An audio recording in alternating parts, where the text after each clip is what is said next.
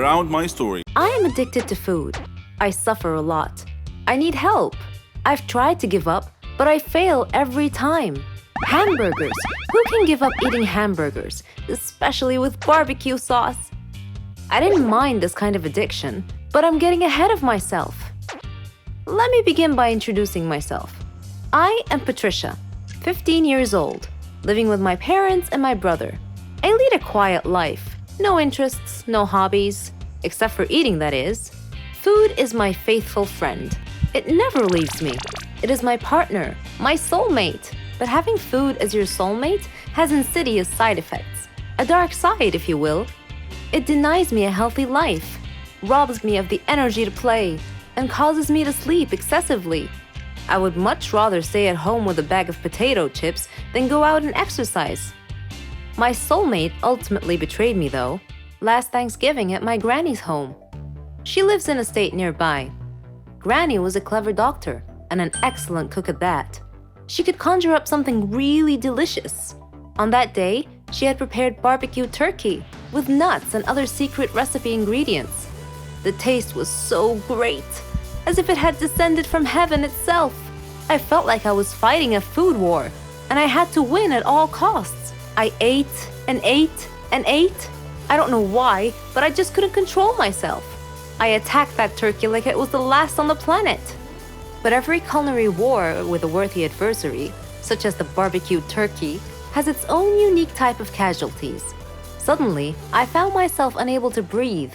I fell to my knees and passed out. The turkey had won. I woke up later in the hospital, though, still clinging to an unfinished turkey leg. The doctor told me that I was gaining way too much weight. He said that I should be put on a diet. Diet? Man, how I hated that word. It hung over my head like the sword of Damocles. It meant depriving me of my passion, my reason for living. I considered eating vegetables in small amounts to be the worst form of cruel and unusual punishment, the worst form of torture imaginable. Imagine thinking of a wonderful, greasy, cheese-laden pizza with all the toppings and then suddenly opening your eyes to find a healthy green salad bowl. But I had reached a turning point in life. One day, my brother was playing on the street, while I was sitting at home gazing longingly at a tempting piece of cheesecake, just sitting there, taunting, daring me to eat it. I struggled mightily to resist the urge, but in the end I succumbed and wolfed it down like a starving animal. Shortly afterwards, I began feeling dizzy, but I was unable to call for help this time, and then I passed out again. I was taken to the hospital. While lying in the hospital bed, half conscious, I overheard the doctor say to someone, "She needs to stop eating or it will be the death of her." I thought to myself, whoa, death? So I made up my mind right then, right there. I resolved to fight a new war, a war against my appetite.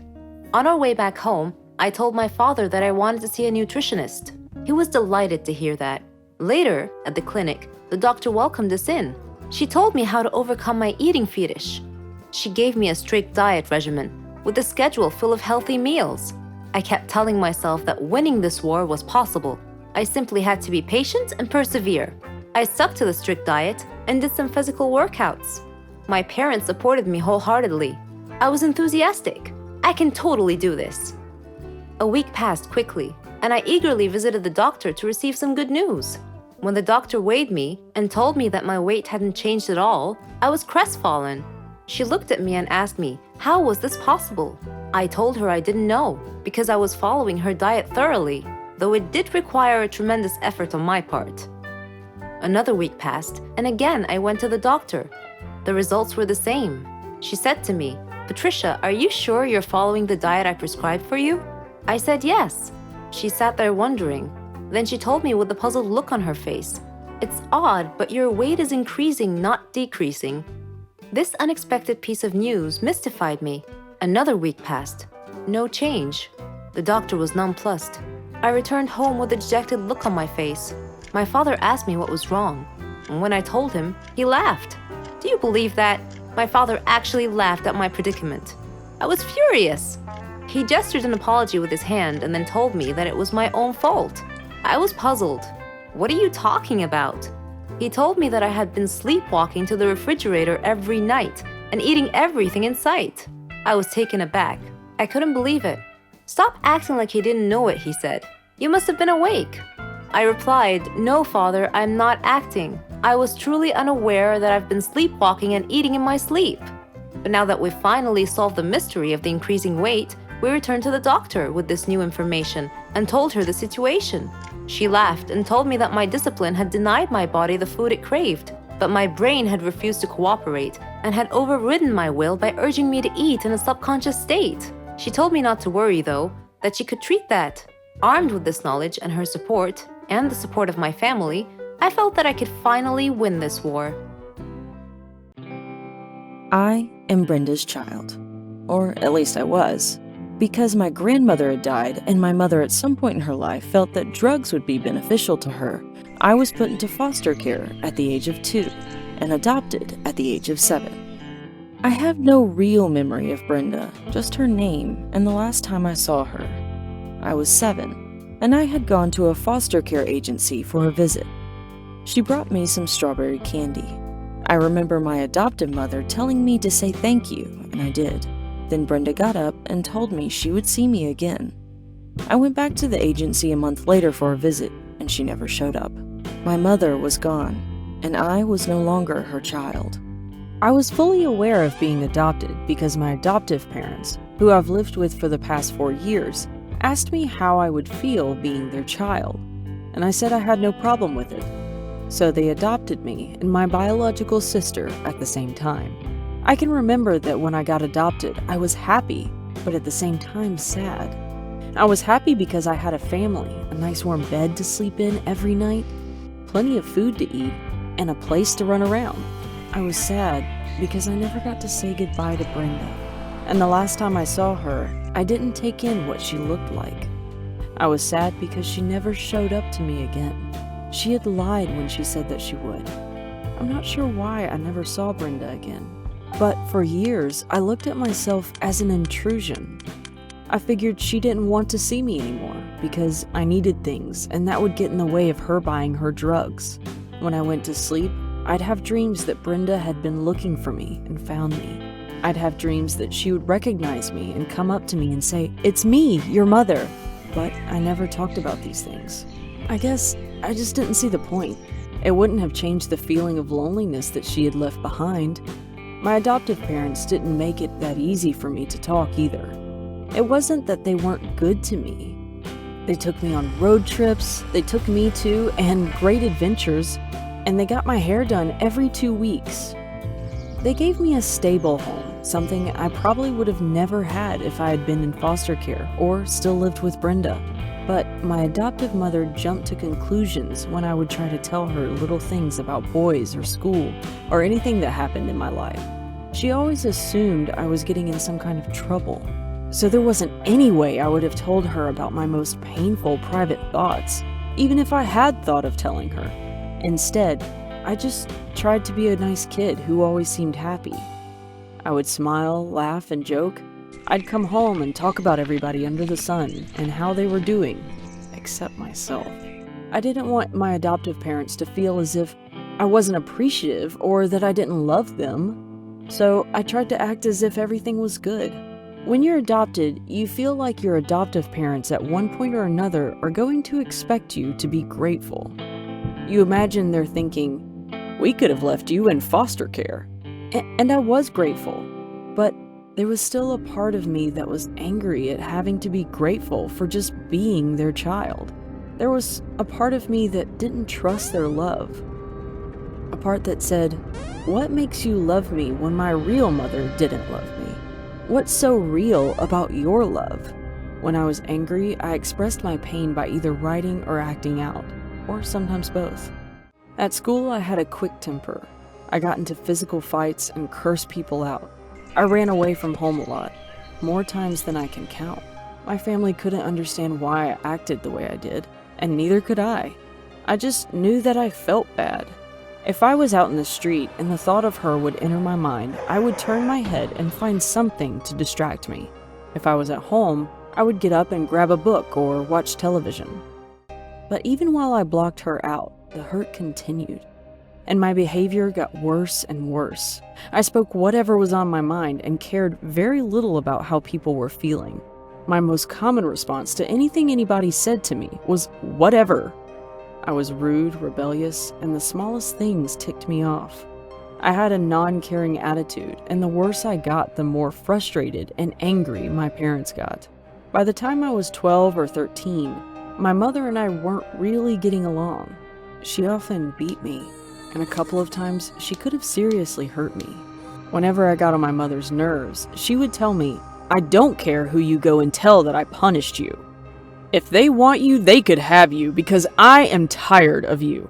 Or she'd say, "I never had this problem with my sons. Why couldn't you be like them?" I felt like my mother didn't want me, even though she had adopted me. I felt that she wanted a replica of her children, who didn't act out so much and didn't get in trouble in school standards I could never live up to. It didn't help that much that my extended family never really accepted me. Every Christmas, they acted funny towards me. I found out later that some of them never wanted my adoptive parents to adopt me in the first place. When things got really bad with my mom, I went to one of my aunts for help, and she threatened to call the police on me for running away. She didn't like me, and the truth is, she didn't like my mom either, and she just didn't want to be involved. I ran away for the last time when I was 14, even though my mother wanted me back. I felt she had put me through too much to return. I rejected the only family I had had for the last 10 years, a family I had come to feel didn't want me, but just put up with me, even though my mother wanted me back. I felt she had put me through too much to return. I'm 19 now, and I've been on my own for the last 5 years. I've lived with a friend, I've lived on the streets, and I've lived in a foster care home. I've grown a lot, but I haven't really come to terms with my feelings about being given up or about being adopted. I have friends and other people who support me now, so to a large extent the feelings of loneliness have disappeared, but my anger has not. Instead of blocking it out, I talked to my boyfriend about it and tried to make sense of it all. Maybe one day I will forgive and forget, but right now I feel like the only true family I will ever have is the one that I will one day start. I do have some contact with my adoptive mother. Sometimes I talk to her when I call my sister, who still lives with them. My mother wrote me a letter apologizing for the past, and she has even asked if she could come to my college graduation. I'm thinking about it, but I'm not sure I can forgive her yet for all the things she said and did to me that really hurt. I don't think I will ever forgive my extended adoptive family. They weren't there for me and my mother when we were having troubles. They didn't stick by me. They made me feel like they never wanted me. To this day, I carry around with me this feeling of not belonging, and this feeling of wanting to belong. When I was younger, I was able to block the memory of Brenda out of my mind, but now it's not so easy. I look into the mirror and I want to know who I look like. If the children I intend to have one day ask, "Mommy, what was she like, your real mother?" I want to be able to answer that, or I'd like my kids to be able to ask her for themselves. It seems like the chance of finding her are as slim as the skin peeled off an apple, so I gave up on that. I realize I may never find her. I'll have to accept that. Still, I want to find her, and the thought of her comes into my mind often. I am angry at her. I am angry because she lied to me, and I am angry because she left me. But I still believe that even if I found out that Brenda was not alive or even in jail, it would bring a sense of closure. It would fill up that empty space in my heart. Do you guys think I should keep looking for her? Or is it too late? My name is Keanu, and I'm 13 years old. I am a psychopath. I freely admit it in front of all of you. I attribute my sickness solely to my father, because any story about a cruel father pales in comparison to my father. He would abuse me physically, mentally, verbally, and emotionally in every given moment. He left no stone unturned in this regard. He would beat me into unconsciousness. He accused me of being the cause of my mother's death, who died during my childbirth. Whenever Dad had any problem at home, he would accuse me of being the cause of it. One time he even beat me at school when my teacher called him to school because I had beat up my classmate who had beaten me up first. I tried to explain to him, but he wouldn't listen, and he just beat me even more. One day, it was fun day at school, and everyone was supposed to invite their parents to visit the school for party and introduction activities. I chose not to invite my dad, so I was alone at the festivities. I felt envious of all my classmates for having loving parents to have fun with. My teacher noticed me alone, came over and offered to be my parent for the day. I was so happy. We had great fun together. Miss Linda had lost both her husband and her son in a plane crash, only she had survived. After fun day had passed, Miss Linda showed more interest in me. She would bring me sandwiches and spend time with me during breaks. I thought of her as my mom. When I succeeded in my final exams, she hugged me with tears of joy. I unconsciously said, "Thanks, Mom." I went home happy that day, but had to face my dad again. He asked me why I was late coming home, and I told him about having to pass my final exams. He didn't believe me though, and asked me to show him proof. Unfortunately, I had none, so he began kicking and punching me. There was a knock on the door. He tried to block me from opening the door, but I managed to open it. Miss Linda was standing there. She glanced at my bruises and bloody face and moved between me and my dad to protect me from further abuse. Dad snarled and threatened her with a beating if she didn't leave immediately. But she hit him in the eyes with a blast of mace or pepper spray, and he went down to the floor in extreme discomfort, grabbing at his eyes.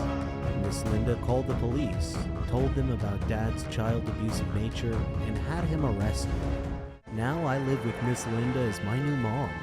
Dad is in prison, where I hope he stays till he dies or rots. Either outcome is okay with me. This time, you get to know the truth about the haunted piano. I left. I went to work. Then I came home and went to bed. Everything was back to normal, just as I told myself it was. Music started playing again. That's when it hit me. This was not paranormal. It couldn't be. It was a cheap trick. Margaret must have programmed the piano to play itself. It was just a prank. A laugh at my expense. That's why the damn thing was free. I ran downstairs to solve the mystery once and for all. Like clockwork, as soon as my foot touched the bottom step, the piano stopped playing. I walked over to it, confident in my new theory. Upon opening it up and exploring all of it, I was surprised by what I saw. It was just a normal piano. Nothing extra was added in its creation to make it play on its own. My calmness was not calm anymore. I stared at the red wood and ivory keys before me and almost felt compelled to ask, "What are you?" Instead, I remained silent. This silence, however, was quickly interrupted by the sound of music as the piano began playing itself once again. I wanted to run, but fear kept me still. I watched the horror unfold. The keys were being pressed down hard, controlled by an unseen force. A haunting peace filled the room as pictures fell from the walls. The house began to shake around me. My eyes darted back and forth in fear. But then I noticed something outside. Standing at my window was a shadowy figure. I ran outside to escape the madness. All the while the song went on. The house continued to shake behind me. The dark figure was nowhere to be seen. Margaret has not rigged the piano to play on its own, but I was not losing my marbles either. This was something entirely different, something out of this world. All at once, the music stopped playing, and the world around me with it.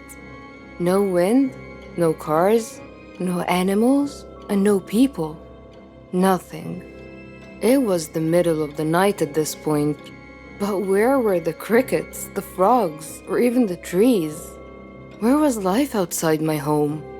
A little exploration revealed that I was truly by myself. Every living creature in the world had disappeared.